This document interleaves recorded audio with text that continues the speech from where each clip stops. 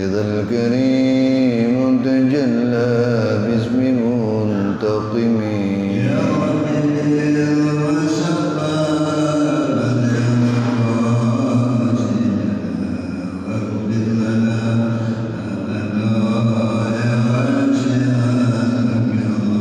محمد سيد الكونين والثقلين والفريقين من عرب ومن عجم يا ربي وسبى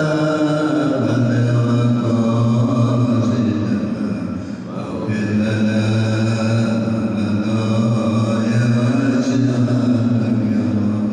هو الحبيب الذي ترجى شفاعته لكل هول من الأهوال مقتحم يا ربي وسبى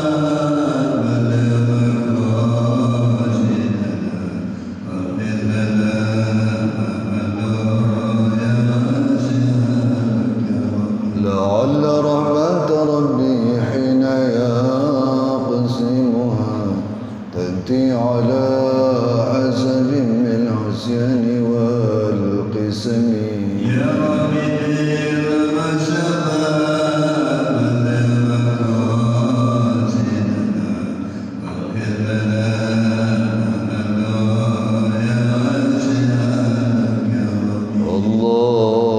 اللهم صل وسلم وبارك عليه وعلى آله إلى حضرة النبي المصطفى رسول الله محمد بن عبد الله وعلى آله وأصحابه وأزواجه وذريته وأهل بيته الكرام ثم إلى مؤلف هذا الكتاب وإلى أرواح مشايخنا مشايخ مشايخنا وإلى أرواح من أحسن إلينا ومن أوصانا بالدعاء ومن ليس له زائر لنا ولأحبابنا شيء لله لهم الفاتحة أعوذ بالله من الشيطان الرجيم بسم الله الرحمن الرحيم الحمد لله رب العالمين الرحمن الرحيم مالك يوم الدين إياك نعبد وإياك نستعين اهدنا الصراط المستقيم صراط الذين أنعمت عليهم غير المغضوب عليهم ولا الضالين رب اغفر لنا ولوالدينا آمين بسم الله الرحمن الرحيم الحمد لله رب العالمين والصلاة والسلام على أشرف الأنبياء والمرسلين وعلى آله وأصحابه أجمعين وبسندنا المتصل المؤلف رحمه الله ودام النفع به وببركات علومه وبنا وبكم في الدارين آمين رضي الله عني وعنكم قال تعالى في محكم تنزيله وهو أصدق القائلين بسم الله الرحمن الرحيم فقالوا إنا سمعنا قرآنا عجبا يهدي إلى الرشد فآمنا به ولن نشرك بربنا أحدا وقال في آية أخرى بسم الله الرحمن الرحيم إنا نحن نزلنا الذكر وإنا له لحافظون وقال رسول الله صلى الله عليه وآله وسلم في حديث شريف بسم الله الرحمن الرحيم من قرأ القرآن ثم رأى أن أحدا أوتي أفضل مما أوتي فقد استصغر ما عظمه الله تعالى صدق الله وصدق رسول الله صلى الله عليه وآله وسلم حضرات الأساتذة الأجلاء والحاضرين والحاضرات الأحبة mari sama-sama kita panjatkan puji dan syukur kehadirat Allah Subhanahu wa taala, zat yang telah menganugerahkan dan melimpahkan begitu banyak karunia dan nikmatnya kepada kita semua. terutama karunia dan nikmatnya berupa iman dan Islam serta sihah dan afiat. Dan tentu saja berkat terpadunya beberapa nikmat tadi, maka dengan mudah, dengan ringan kita dapat melangkahkan kaki, mengayunkan tangan menuju tempat penuh barakah ini dalam rangka menunaikan tugas suci mingguan kita, yaitu thalabul ilm. Salawat beriring salam tak lupa kita haturkan keharibaan junjungan kita Nabi besar Muhammad sallallahu alaihi wasallam, sesosok profil pemimpin yang telah berhasil mengevakuasi umat manusia dari alam yang penuh dengan kebodohan, syarat dengan kejahilan, menuju alam yang penuh ma'rifah dan arifan itu sekali. Hadirin, kajian kita sudah sampai pada kitab adab tilawatil Quran. Al-Ghazali memulai bahasan ini dengan melantunkan sanad kepada Allah Subhanahu wa taala, seraya beliau menulis, alhamdulillahilladzi amtana ala ibadihi bi nabiyil mursal sallallahu alaihi wasallam wa kitabihil munazzal alladzi la ya'tihi al-batil min bayni yadayhi wa la min khalfihi tanzilun min hakimin hamid hatta ittasa'a ala ahli al-afkar tariqul i'tibar bima fihi min al-qasas wal akhbar. Segala puji bagi Allah Subhanahu wa taala, Zat yang telah menganugerahkan kepada hamba-hambanya seorang nabi yang diutus dan menganugerahkan kitab yang diturunkan kepadanya, di mana kitab ini tidak akan datang dari sisi yang batil, baik pada masanya atau pada masa sesudahnya. Tanzilun min hakimin hamid, kitab yang diturunkan dari sisi Zat yang maha agung lagi maha terpuji. Dari muqaddimahnya saja dapat kita fahami bahwa Al-Ghazali sangat mengagungkan Al-Quran sebagaimana diajarkan oleh Rasulullah sallallahu alaihi wasallam dalam banyak hadisnya, bahwa orang-orang yang mengagungkan Al-Quran, bahkan Ahlul Quran itu disebut dengan Ahlullah, orang-orang yang gemar membaca Al-Quran, orang-orang yang kerap kali melantunkan ayat-ayat Allah Subhanahu wa taala, mereka disebut dengan Ahlullah, orang-orang yang memiliki kedekatan secara khusus kepada Allah Subhanahu wa taala. Karena kata beliau, Al-Quran adalah petunjuk yang bisa menyelamatkan makhluk. Ketika makhluk-makhluk Allah Subhanahu wa taala berpegang pada apa yang diajarkan Al-Quran, insyaallah dia akan menemukan jalan keselamatan. Karena Al-Quran ini tidak mungkin diturunkan dari pihak-pihak yang batil, baik pada masa diturunkannya atau pada masa setelahnya. Bahkan ketika masa diturunkan, saat orang-orang kafir Quraisy meragukan apakah Al-Quran ini benar-benar dari Allah atau hanya bisa-bisa Nabi Muhammad saja, Allah menantang lewat lisan Rasulnya, seandainya kalian mampu untuk menciptakan kitab setara dengan Al-Quran, maka datangkanlah.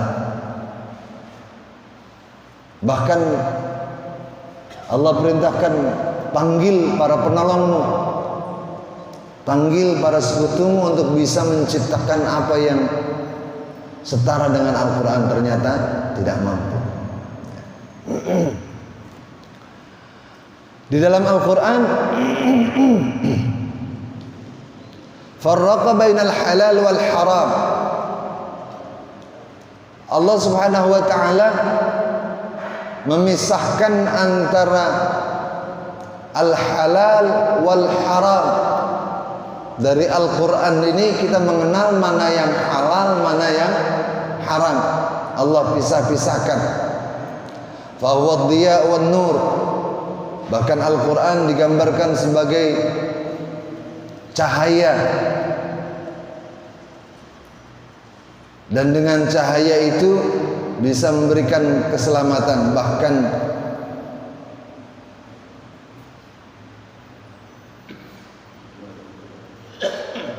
wa man ibtagha al-'ilm fil muhit bil qalil wal kathir was saghir wal kabir. Kitab yang mencakup berbagai macam hal, hal-hal yang kecil, hal-hal yang besar, sedikit dan yang banyak, semuanya ada dalam Al-Quran.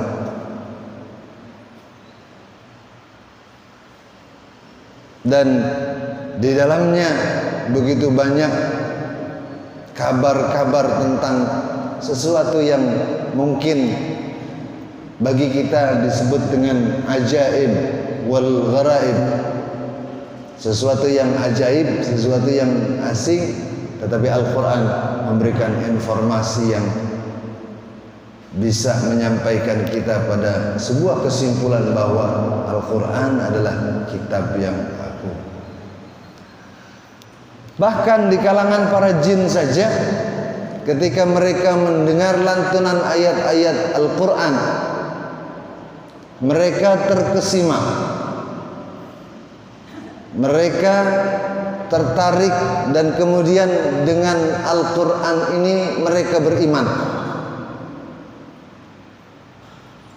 Kalau kita kembalikan ini pada diri kita, kita pertanyakan pada diri kita, ketika para jin mendengar Al-Quran, mereka mendengarnya dengan pendengaran yang sangat simpatik, bahkan tertarik, dan kemudian masuk Islam.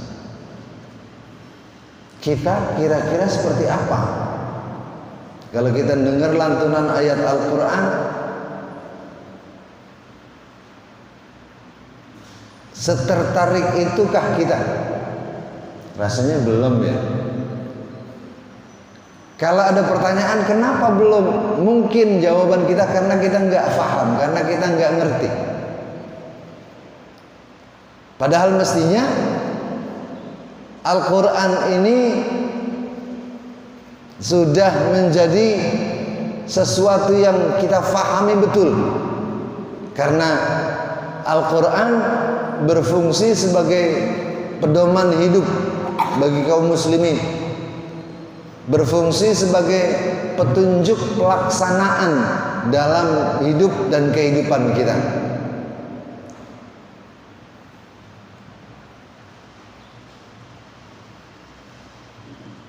Bahkan di antara kelebihan Al-Quran, kalau ada orang membacanya berulang-ulang, dalam satu kalimat saja diulang-ulang, itu rasanya kita terganggu atau tidak? Di antara keajaiban Al-Quran, di antara kelebihan Al-Quran, ketika orang membacanya berulang kali, berbolak-balik di satu ayat, ini tidak ada satu qurra pun, tidak ada satu ahli tilawah pun yang menyalahkan, karena memang itu dibenarkan berdasarkan ilmunya. Coba kalau dalam membaca teks berbahasa Indonesia misalnya, dalam satu kalimat kita baca bolak-balik, baca lagi, kira-kira orang bilang apa? Ini keder kali bacaannya. Kalau Al-Quran enggak, Apalagi jika membacanya dengan tartil dan dengan ilmu qiraah yang benar. Sering kita lihat bagaimana para qari melantunkan bacaan ayat-ayat Al-Quran dengan qiraat yang berbeda-beda, dengan tangga nada yang berbeda-beda. Rasanya sangat merdu, sangat nikmat untuk didengarkan, dan ini membawa kesejukan bagi para pendengar dan pembacanya. Inilah kelebihan Al-Quran yang Allah berikan kepada umat Nabi Muhammad sallallahu alaihi wasallam. Bahkan kata Al-Ghazali, huwa hablullahil matin. Al-Quran ini adalah tali Allah yang sangat kuat, yang menyambungkan antara hamba dengan Khaliknya. Jadi kalau kepengen komunikasi kepada Allah, apa yang harus kita lakukan? Baca Quran. Nanti di bawahnya ada bab bagaimana Allah memberikan kelebihan pada orang-orang yang gemar membaca Al-Quran, dan bagaimana Allah mengecam orang-orang yang melalaikan Al-Quran lewat lisan Rasulnya. Ini kira-kira kita masuk bagian mana ini? Masuk bagian kelompok orang yang gemar membaca Al-Quran atau orang yang melalaikan Al-Quran? Rasanya kita lebih dekat pada kelompok yang kedua ya. Karena kalau ditanya sehari berapa ayat baca Al-Quran,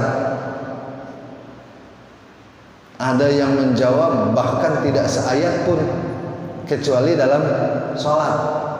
Di sholat juga memilihnya surat-surat yang pendek, mengingat ada kesibukan. Kalau dikatakan hablullahil matin, Al-Quran ini adalah tali Allah yang menyambungkan kita kepadanya, maka seharusnya ketika kita ingin tersambung kepada Allah, hal yang paling sering kita lakukan adalah membaca Al-Quran.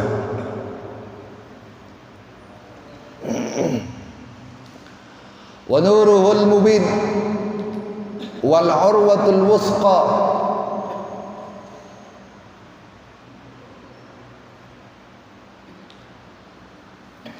Bahkan Al-Quran ini beliau gambarkan sebagai cahaya Allah yang sangat jelas, tali ikatan yang sangat kuat antara kita dengan Allah, kita dengan sesama saudara kita muslim. Al-Quran ini menjadi alat penyambung yang luar biasa. Kalau tadi saya katakan sekelompok jin saja terkesima mendengar Al-Quran. Peristiwa ini Allah abadikan dalam sebuah ayat, faqalu inna sami'na qur'anan ajaba. Saat kami mendengar Al-Quran, kami sangat terpesona. Kalau orang terpesona, ini menandakan simpatik. Ketika orang tertarik pada sesuatu, pasti dia akan mengikuti sesuatu yang menariknya. Yahdi ila rusydi fa'amanna bih. Ketertarikan kami itu karena Al-Quran memberikan petunjuk. Al-Quran mengajarkan seseorang untuk bisa mendapat guidance, mendapat bimbingan. Fa'amanna bih, maka kami beriman pada Al-Quran tersebut. Walan nusyrika bi rabbina ahada, dan kami tidak akan mensekutukan Tuhan kami dengan apapun.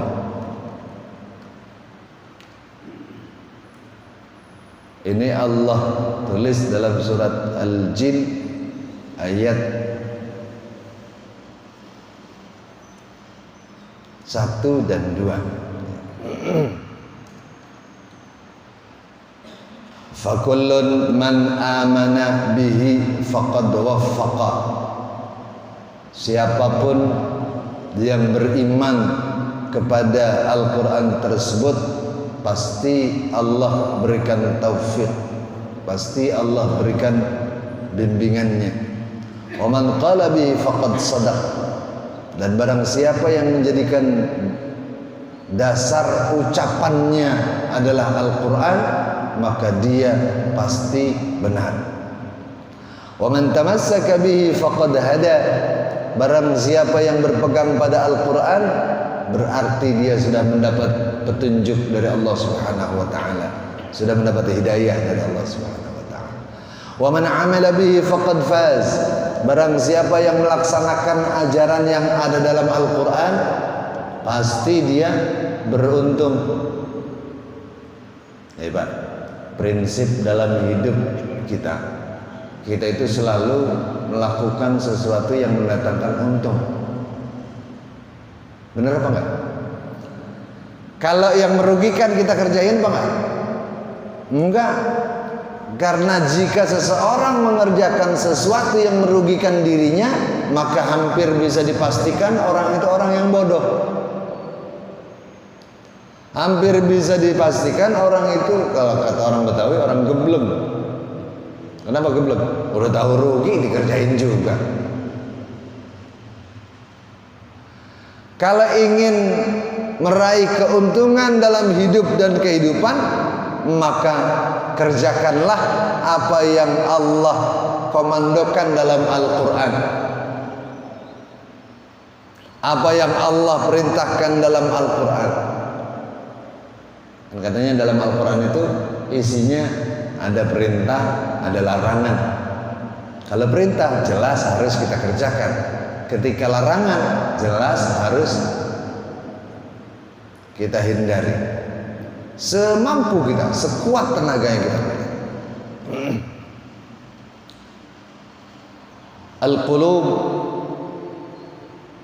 wal masahib istidamah tilawatuhu wal muwazabah ala dirasatihi ma'al qiyam bi adab wa syurut.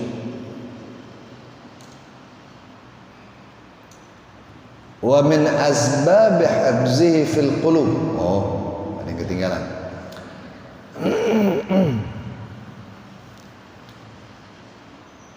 Di antara sebab yang bisa menjadikan Al-Quran tertanam dalam hati kita,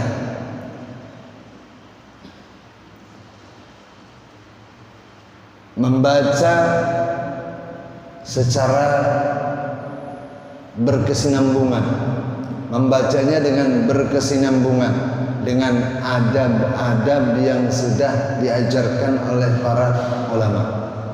Jadi membaca Al-Quran itu ada kriteria etikanya.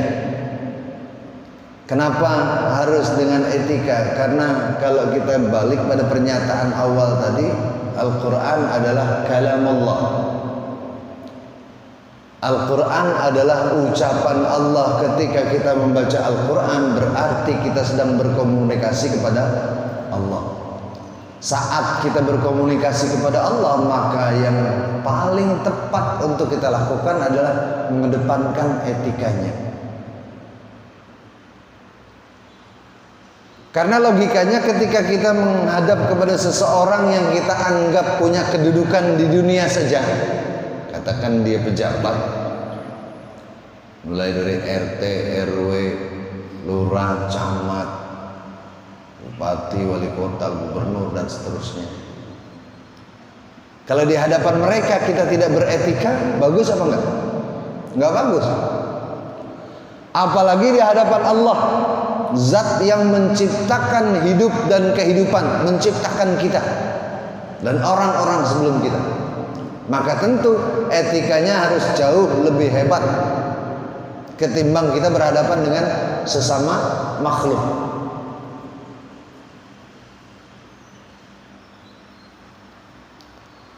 Dan nanti di sini dibagi beberapa bab. Ada al-babul awal fi fadlil Quran wa ahli. Al-babul tsani fi adab tilawah bil zahir. Wal babul tsalits fil a'mal al-batinah 'inda tilawah. Wal babul rabi' fi fahmil Quran wa tafsirihi bil ra'yi wa ghairi. Bab pertama akan membahas tentang keutamaan Al-Quran dan orang-orang yang menguasainya atau menguasai Al-Quran, baik dengan sering dibaca, dihafal, dan seterusnya. Bab kedua membahas tentang etika tilawah, etika membaca Al-Quran fi zahir, secara zahir itu adabnya kayak gimana. Sedangkan bab ketiga fil a'malil batinah 'inda tilawah, aktivitas batin saat kita membaca Al-Quran. Jadi ada aktivitas zahir, ada aktivitas batin saat kita membaca Al-Quran. Artinya ketika kita membaca, mulut kita mengucapkan pelafalan ayat-ayat Al-Quran, di batin kita ada tasdik dan ada perencanaan untuk bisa melaksanakan apa yang Allah perintahkan. Nanti dibahas lebih dalam. Wal babur rabi' fi fahmil Quran wa tafsirihi bil ra'yi wa ghairihi. Sedangkan pada bab keempat membahas tentang memahami Al-Quran dan tafsirnya, baik secara ra'y, secara logika, atau secara analisis logika dan seterusnya, dan yang lainnya nanti juga dibahas. Dan kita masuk pada bab pertama, al-babul awal fi fadlil Quran wa ahlihi wa dhammil muqassirina fi tilawatih. Bab yang membahas keutamaan Al-Quran dan orang-orang yang menguasainya, kemudian celaan terhadap orang-orang yang melalaikan Al-Quran. Nah, lihat, kita termasuk orang yang dapat fadilah atau dapat celaan.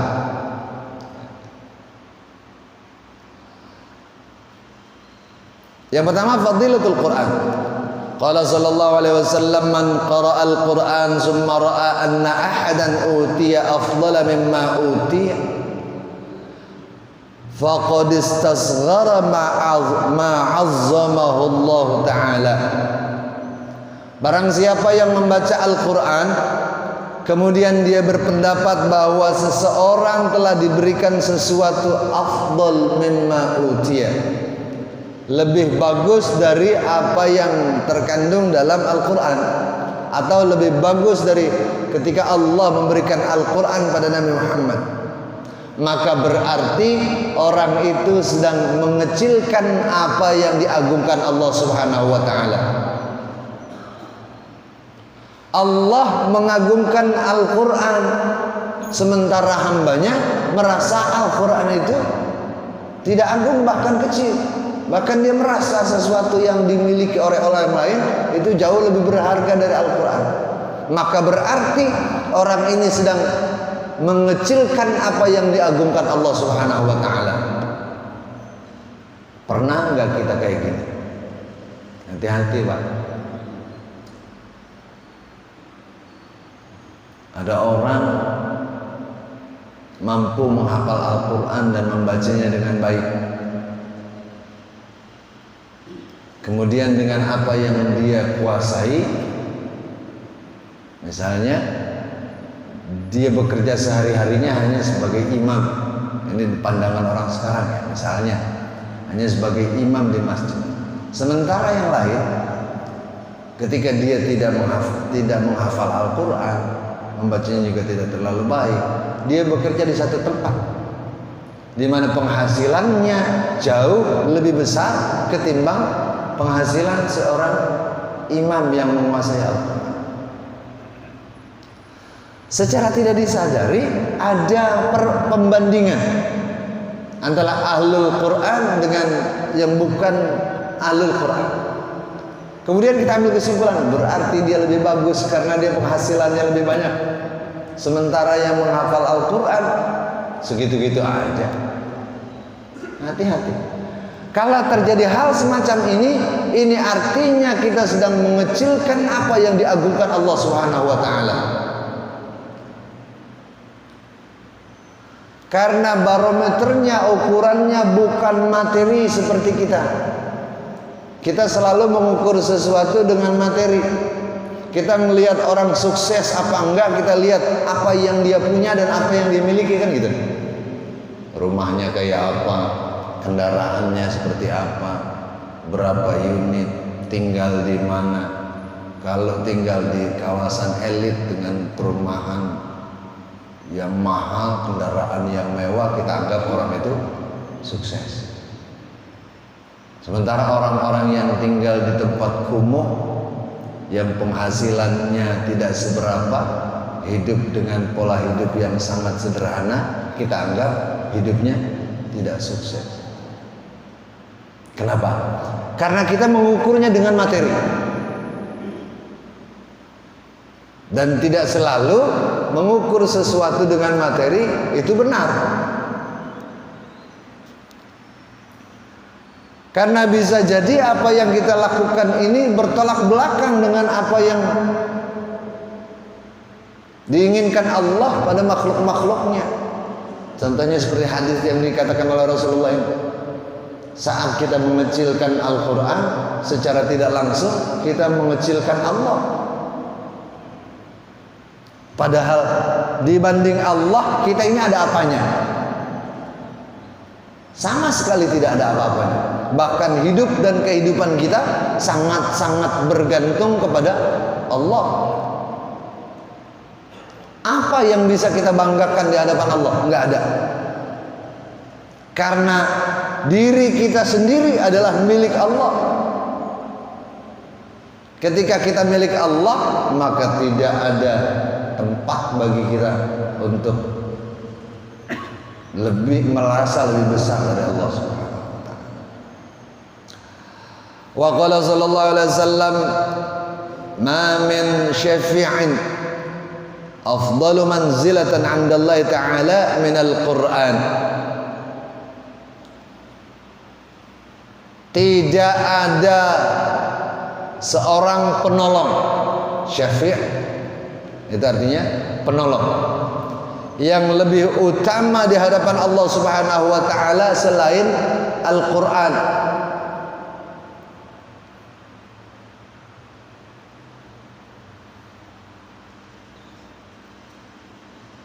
La nabiyya wala malak wala ghairuh. Tidak ada nabi, tidak ada malaikat, dan tidak ada selainnya yang lebih baik dari Al-Quran.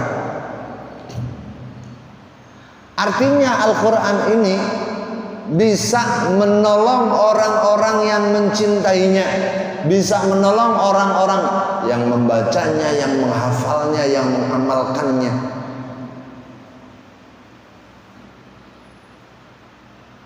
Kalau nanti di akhirat kita membutuhkan pertolongan, siapa yang kita kejar? Ada nggak orang yang bisa kita mintakan pertolongan? Kita minta tolong sama istri, di akhirat nanti bisa? Rasanya belum tentu bisa gitu. Karena dia sendiri belum tentu sukses dalam menjalankan kewajiban-kewajibannya.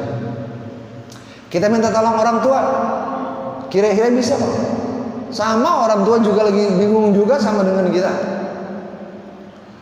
Maka orang-orang yang sering membaca Al-Quran, orang-orang yang akrab dengan Al-Quran, dia punya keuntungan yang luar biasa. Saat orang lain sedang repot mencari penolong, Al-Quran menjadi penolongnya. Bahkan kata Rasulullah, Al-Quran ini menjadi sesuatu yang paling afdal untuk menolong orang-orang yang mencintainya. Mau nggak saat kita susah, saat kita bingung, saat kita takut di akhirat kelak, ada penolong yang datang. Kalau mau tentu apa yang diajarkan oleh Rasulullah harus kita lakukan. Baca Quran ini sebetulnya susah apa gampang sih?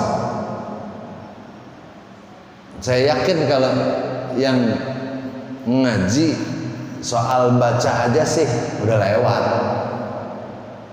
Artinya bisa lah membaca meskipun tidak paham.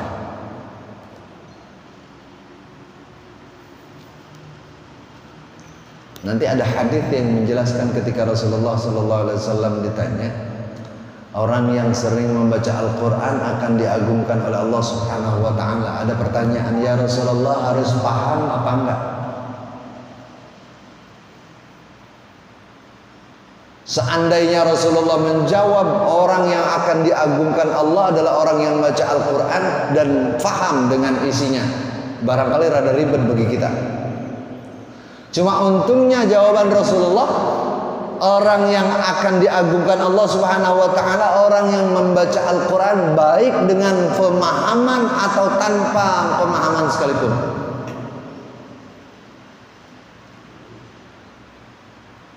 Jadi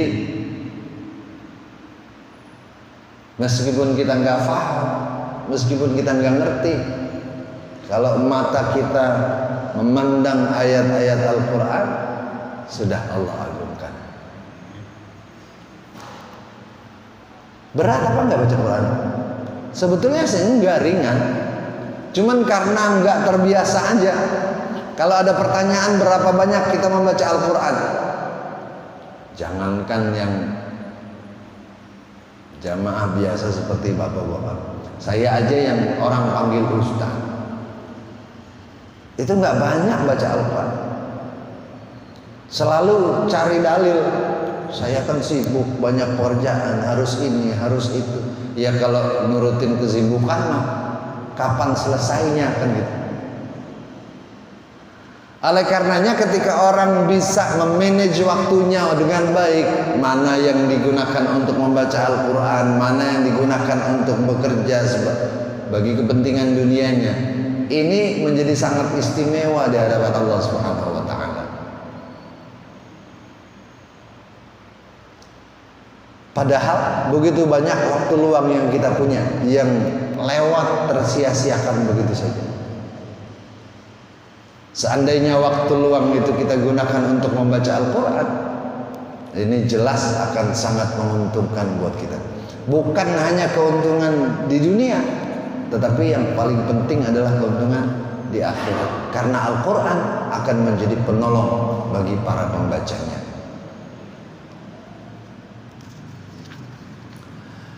Dalam hadis lain, Rasulullah sallallahu alaihi wasallam bersabda, "Lau kana al-Qur'an fi ihab ma massathu nar." Seandainya Al-Qur'an itu berada dalam ihab. Ihab itu semacam sarung, ya kalau sekarang tas lah. Seandainya Al-Quran berada dalam sebuah tas terbuat dari kulit,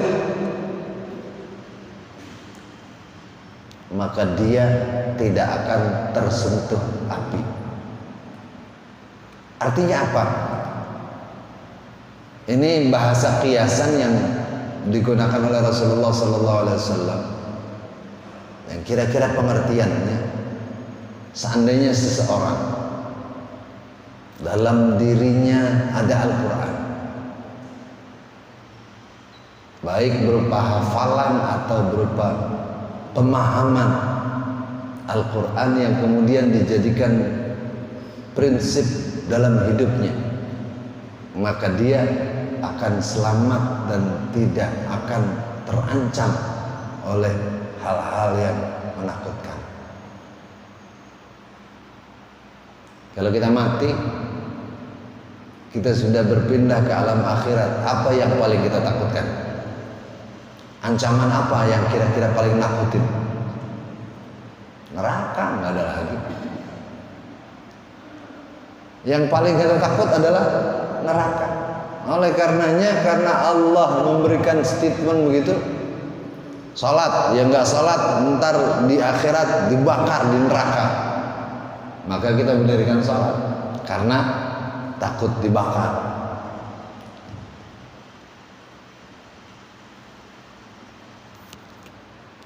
Saat kita dalam keadaan ketakutan seperti itu, ada penolong. Senang nggak kita? Insya Allah kayaknya senang banget.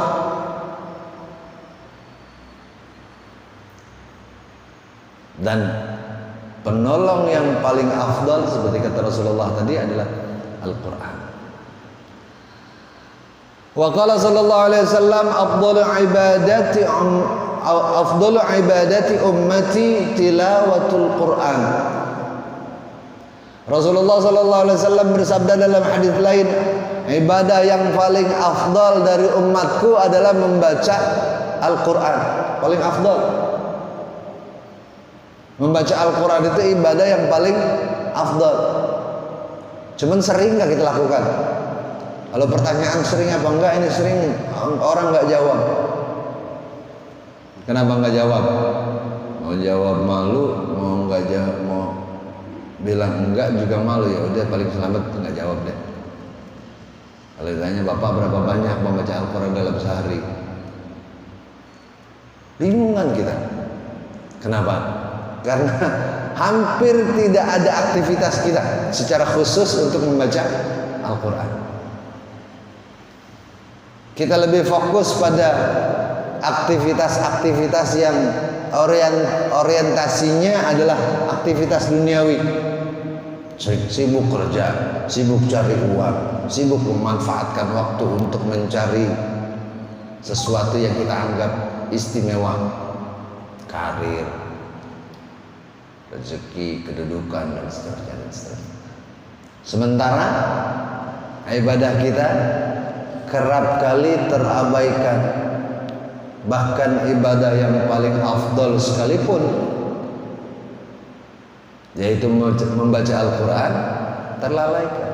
Kapan kita rajin baca Al-Quran? Paling-paling kalau Ramadan, itu pun di awal-awal Ramadan, hari pertama nungguin maghrib. Biasanya kan kalau Ramadan itu pulang kerja lebih awal ya, sambil nungguin maghrib sambil baca Quran. Hari pertama rajin baca Quran, hari kedua masih lumayan rajin, hari ketiga udah mulai menurun, hari keempat, kelima, keenam dan seterusnya udah makin kurang. Padahal membaca Al-Quran adalah ibadah yang paling afdal bagi umat Nabi Muhammad.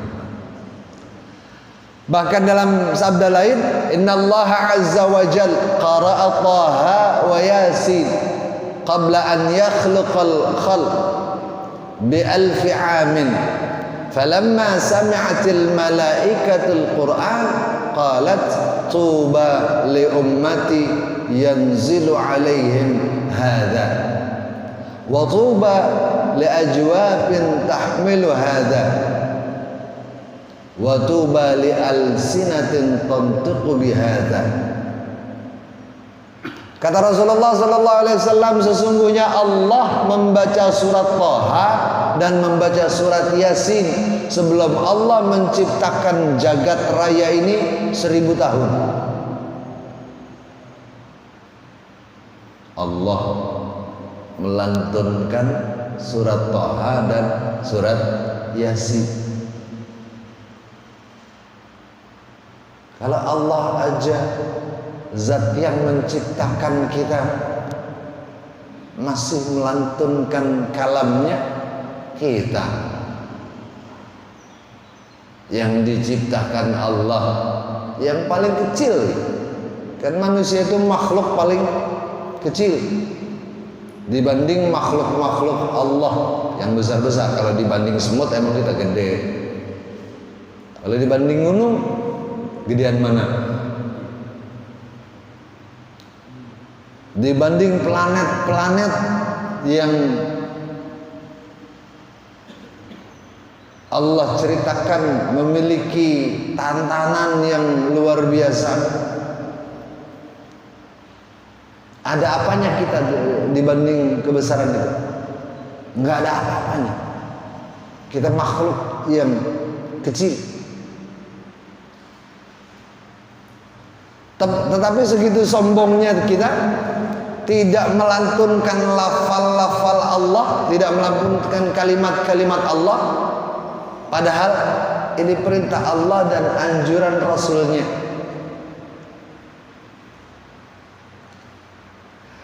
Sampai ketika malaikat mendengar apa yang dibacakan Allah Subhanahu wa taala, para malaikat itu berkata, "Tuba li ummatin yanzilu alaihim hadza."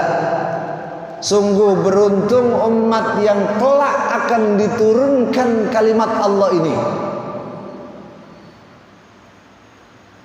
Wa tuba li ajwafin tahmilu hadza, dan sungguh beruntung orang-orang yang kerongkongannya kerap melantunkan kalam Allah Subhanahu wa taala. Wa tuba li alsinatin tantiqu biha, dan sungguh beruntung bagi lisan-lisan, lidah-lidah yang berbicara dengan Al-Quran. Siapa yang dimaksud oleh para malaikat itu? Kita, umat Nabi Muhammad. Karena Allah menurunkan Al-Quran kepada Nabi Muhammad, dan Nabi Muhammad adalah Nabi yang Allah utus kafatan linnas wa rahmatan lil alamin, untuk semua manusia, sebagai cinta kasih Allah terhadap alam. Maka kita masuk dalam kelompok umat Nabi Muhammad.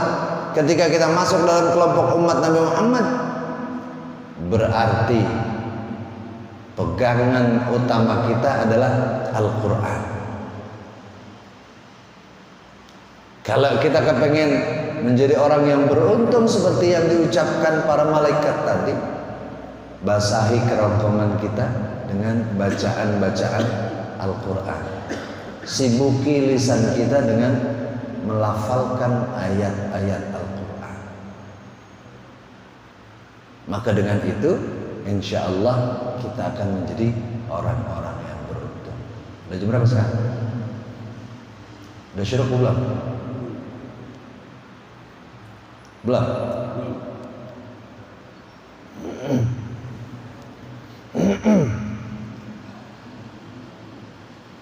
Wa qala sallallahu alaihi wasallam, khairukum man ta'allama al-Qur'an wa 'allamahu. Kata Rasulullah sallallahu alaihi wasallam dalam sabdanya, orang yang terbaik di antara kalian adalah orang yang mempelajari Al-Quran dan mengajarkannya. Kalau yang nggak bisa ngaji, belajar ngaji. Yang udah pinter, ajarin yang lain. Ketika orang melakukan ini, maka dia mendapat julukan dari Rasulullah, orang yang terbaik.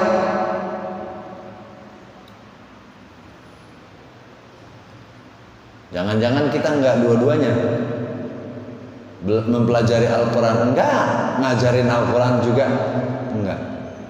Nah, ini masuk dalam kategori yang mana ini? Padahal kan kita kepengennya menjadi yang terbaik gitu ya. Tetapi tidak melakukan apapun, bagaimana mungkin tidak melakukan apapun menjadi terbaik? Khairukum man ta'allama al-Quran wa 'allama.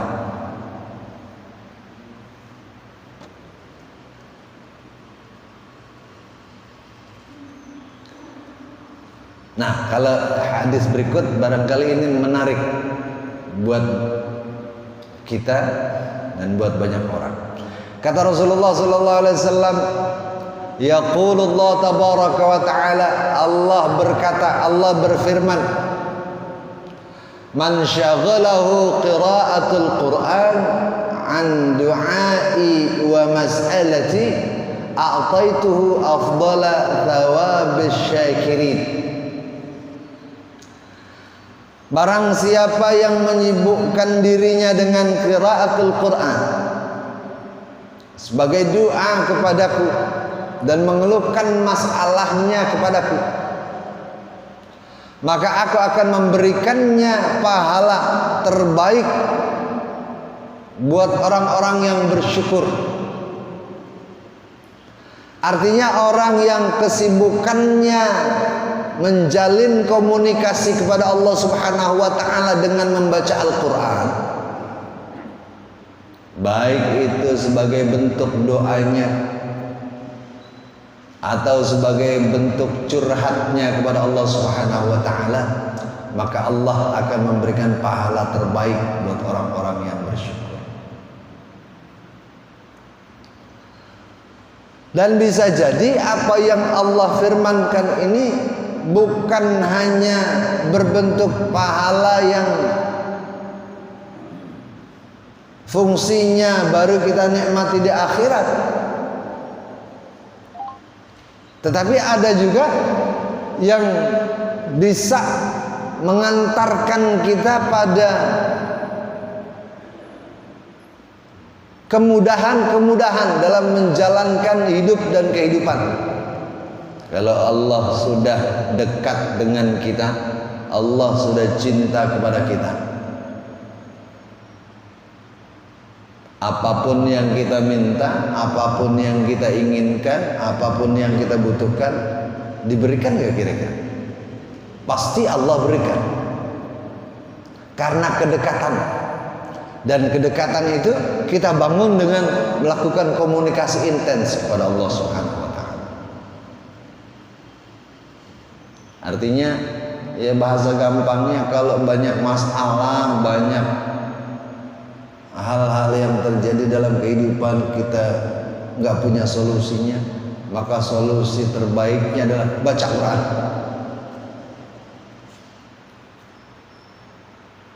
Dengan niat yang ikhlas mendekat kepada Allah, insya Allah Allah berikan solusi.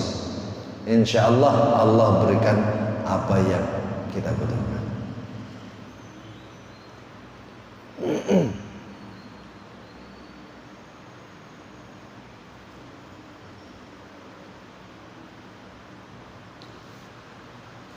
Jadi begitu luar biasa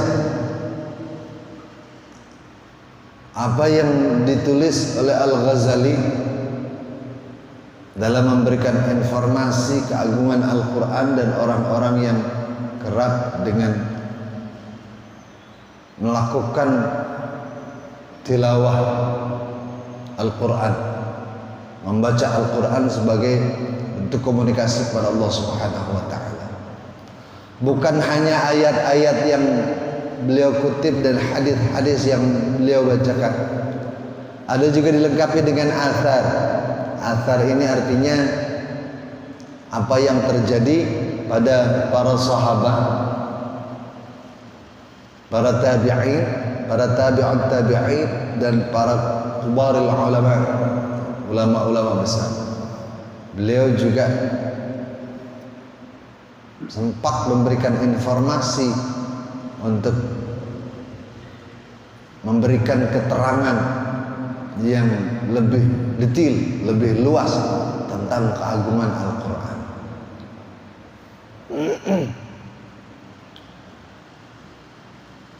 Di antara apa yang beliau sampaikan, apa yang beliau tulis, apa yang diucapkan oleh Abu Umamah Al-Bahili, Iqra'ul Quran wa la taghurrannakum hadzal masahif al-mu'allaqah. Wa inna Allah la yu'adzibu qalban huwa wi'a'un lil Quran. Bacalah Al-Quran dan janganlah kalian tertipu oleh sesuatu di luar itu, karena sesungguhnya Allah tidak akan mengazab hati di mana hati itu menjadi tempat, menjadi pusat sumber kesadaran terhadap Al-Quran. Orang yang punya ikatan emosional terhadap Al-Quran dia akan tenang. Orang yang sering berkomunikasi kepada Allah lewat membaca Al-Quran, Allah akan berikan solusi bagi setiap permasalahan yang dia punya. Dan ini diantara yang ditulis oleh Al-Ghazali untuk memberikan stimulasi kepada kita agar kita mendawamkan tilawatul Quran sebagai sebuah ibadah, sebagai bentuk ibadah, di mana bentuk ibadah yang paling afdal umat Nabi Muhammad adalah membaca Al-Quran. Mudah-mudahan kita termasuk orang-orang yang bisa menjalankan apa yang diperintahkan oleh Rasulullah SAW, apa yang diperintahkan Allah Subhanahu wa Ta'ala, dan apa yang dicontohkan oleh para ulama untuk mendekatkan diri kepada Allah Subhanahu wa Ta'ala lewat berkomunikasi dengan membaca Al-Quran. Dan mudah-mudahan Allah berikan kita yang terbaik dari apa yang kita butuhkan dalam kehidupan ini. Kita tutup. Ya.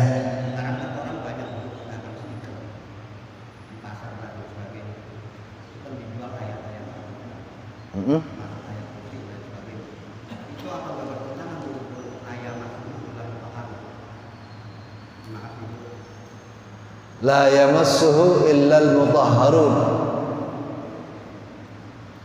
Kalau stiker itu masuk enggak ke dalam kelompok itu, gitu ya. Memang ada sedikit perdebatan di kalangan para ulama. Ada yang menyatakan yang dimaksud dengan la yamassuhu illal mutahharun adalah Al-Quran yang berada di Lauhil Mahfuz. Itu orang-orang yang tidak suci tidak boleh menyentuh itu. Tetapi mayoritas fuqaha menyatakan bukan itu yang dimaksud. Karena kalau yang dimaksud adalah Al-Quran yang ada di Lauhil Mahfuz, tidak perlu diucapkan oleh Allah. Karena kita nggak akan ke sono-sono. Sampai nggak kita ke sono. Oleh karenanya mereka menyatakan yang dimaksud adalah Al-Quran yang dicetak. Al-Quran yang dicetak dan bisa disentuh oleh manusia atau makhluk. Dan menyentuh Al-Quran itu harus dengan suci. Kalau dengan tidak suci, dosa. Kemudian ada potongan-potongan ayat yang kemudian nanti dicetak dalam bentuk stiker, di kertas-kertas, ditempel. Ini masuk enggak ke dalam kelompok yang disebut dengan mushaf?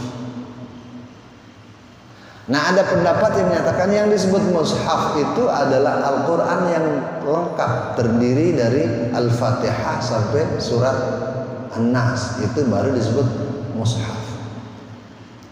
Kalau dia berbentuk mushaf seperti ini yang dimaksud dengan la yamassuhu illal mutahharun, kalau lengkap. Kalau potongan-potongan ayatnya mushaf apa bukan?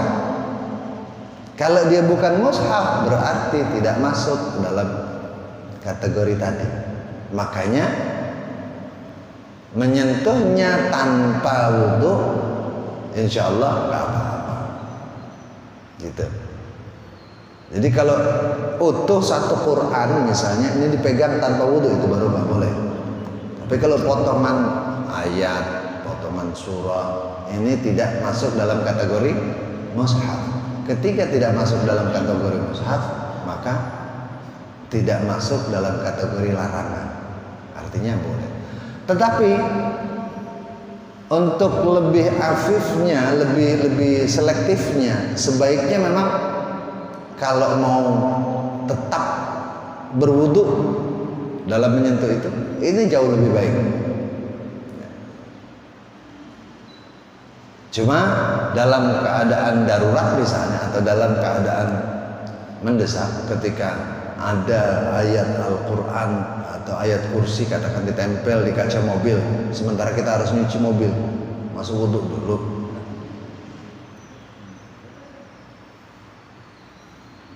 Bagi sebagian orang mungkin terbiasa berwudu nggak masalah, tapi bagi orang yang tidak terbiasa wudu, ketika dia harus berwudu dulu, maka nanti kan jadi ribut amat sih.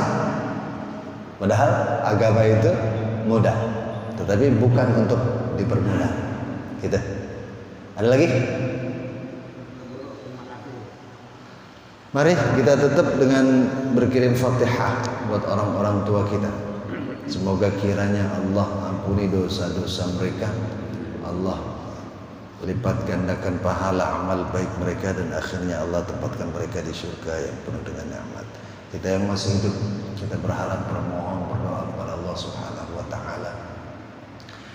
Kiranya Allah berikan kita nikmat panjang umur dalam taat kepada Allah dan Rasulnya. Allah berikan kita kekuatan iman dan Islam. Allah berikan kita taufik dan hidayah. Allah berikan kita rezeki yang banyak untuk bekal ibadah kepada Allah Subhanahu wa taala. Allah jadikan anak cucu kita anak cucu yang salihin, salihat, mutamassikin bi syariatillah wa sunnati nabiyyih. Kelak kita mati, mohon dimatikan dalam husnul khatimah ala hazihi niyyah wa ala kulli niyatin salihah wa ala niyatil qabul wa tamami kulli sul wa ila hadratir rasul sallallahu alaihi wasallam. Syai'un lillahi lahumul fatihah. A'udzu billahi minasy syaithanir rajim. Bismillahirrahmanirrahim. Alhamdulillahi rabbil alamin arrahmanir rahim maliki yaumiddin. Iyyaka na'budu wa iyyaka nasta'in. Ihdinas siratal mustaqim. Siratal ladzina an'amta 'alaihim ghairil